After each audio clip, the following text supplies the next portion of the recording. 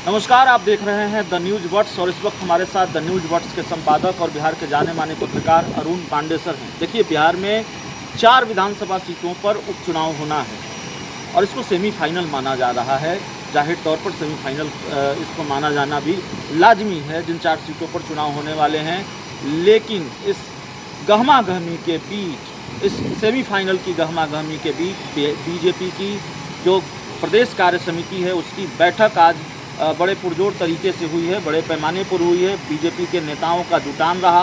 सम्राट चौधरी खूब दहाड़े हैं, लेकिन राजनाथ सिंह बीजेपी के पहली पंक्ति के नेता, केंद्रीय रक्षा मंत्री, वो नहीं आए। उनके आने की खबर थी। हमारे साथ अरुण पांडे सर हैं।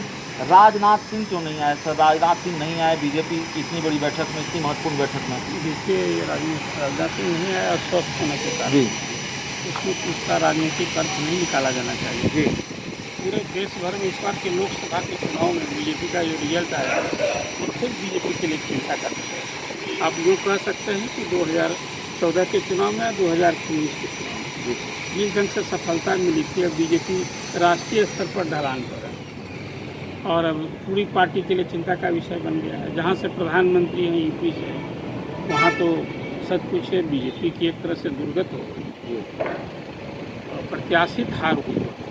वही हालत रहा वेस्ट बंगाल में, वही हालत रहा महाराष्ट्र और बिहार में भी।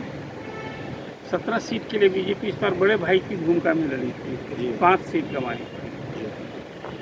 लेकिन सीटें तो अब यही मैं बता रहा हूँ। तो आज जो बैठक थी वो भाजपा की राज्य कार्य समिति की विस्तारित बैठक थी। उसमें राजनाथ सिंह बयान थी। इसी तरह की बैठक सभी राज्यों में हो रही है।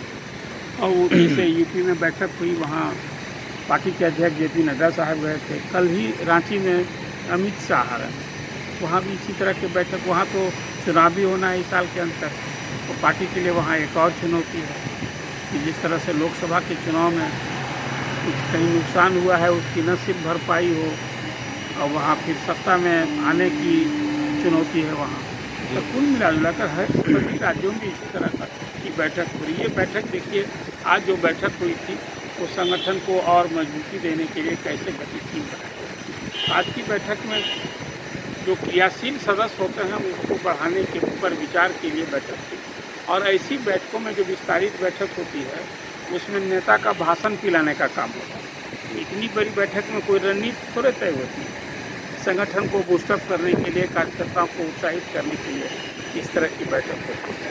और इस बैठक के बाद बिहार में 1.25 लाख सदस्य हैं बीजेपी के, क्रियाशील सदस्य। उसमें उसका जो डिसिप्लिन है कि 200 रुपया दे करके कोई क्रियाशील सदस्य बनता है और साधारण सदस्य तो वहाँ ऑनलाइन बन जाता है।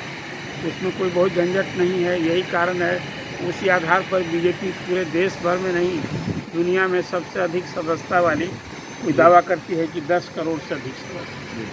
तो आज की बैठक का उद्देश्य ध्येय वही था। और अब तो बिहार में 4 सीटों के लिए उपचुनाव भी होने हैं। जिन 4 सांसदों ने इस्तीफा दिया है उसमें एक एनडीए की भी सीट है, जहां जीतन मांझी केंद्रीय मंत्री बन गए, गोया से वो सांसद बन गए, तो उनकी जो सीट खाली हुई है वो सीट है इमामगंज। और 3 सीटें तो महागठबंधन की सीटें हैं, वो चाहे सुधाकर सिंह हो या सुदामा प्रसाद हो या सुरेंद्र यादव। तो आज की बैठक में, इस विस्तारित बैठक में कार्यकर्ताओं का मनोबल बढ़ाया जाएगा, उत्साह बढ़ाया जाएगा। संगठन और पार्टी के लिए कितना महत्वपूर्ण है ये सारी बातें होंगी।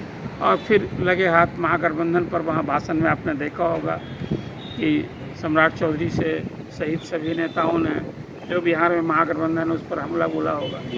इसलिए अब तो यहाँ अनसरेबिलिटी है सरकार की।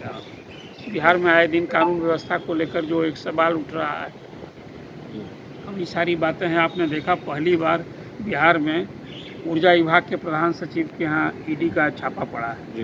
ये शायद पहली बार किसी सर्विंग ऑफिसर के यहाँ ईडी के नेट में है छापा पड़ा है। और उसमें जो बातें आई हैं वो सचमुच चिंताजनक है। मतलब वो वहाँ प्रधान सचिव ऊर्जा के रूप में वहाँ ठेका देने में या ट्रांसफ़र पोस्टिंग में जो बातें भी आई हैं, क्या सच है वो तो ईडी खुलासा करेगा। लेकिन ईडी तो इस तरह की कार्रवाई करता है जब किसी संबंधित व्यक्ति अवैध रूप से कोई धन उपार्जन करते हैं, तब उस केस में ईडी का की जांच होती है। अब आगे उसमें क्या क्या खुलासा होता है, लेकिन संजीव हंस पर एक और केस रहा है, आपको याद होगा, वो भी आज बातें आई हैं, अखबार की मीडिया की सुर्खियाँ बनी हैं। अब सरकार क्या सोचती है वो तो सरकार जाने, लेकिन कुल मिला जुला करके एक सुशासन का दम भरने वाली सरकार पर इस तरह की छापेमारी, एक IAS अधिकारी के खिलाफ इस तरह का ईडी का छापा, कहीं ना कहीं सुशासन का जो दम भरा जाता है उस पर एक तो सवाल और दाग बनता है। जी, तो देखिए हमारे साथ अरुण पांडे सर थे और अरुण पांडे सर से बीजेपी की महत्वपूर्ण बैठक पर बात हो रही थी। राजनाथ सिंह का आना तय था, नहीं आए, उस पर बातचीत हो रही थी और बिहार से जुड़े कई और सवालों को, वाजिब सवालों को बहुत तरीके से समझाया है सर ने। इस पूरी रिपोर्ट में इतना ही। बहुत बहुत धन्यवाद।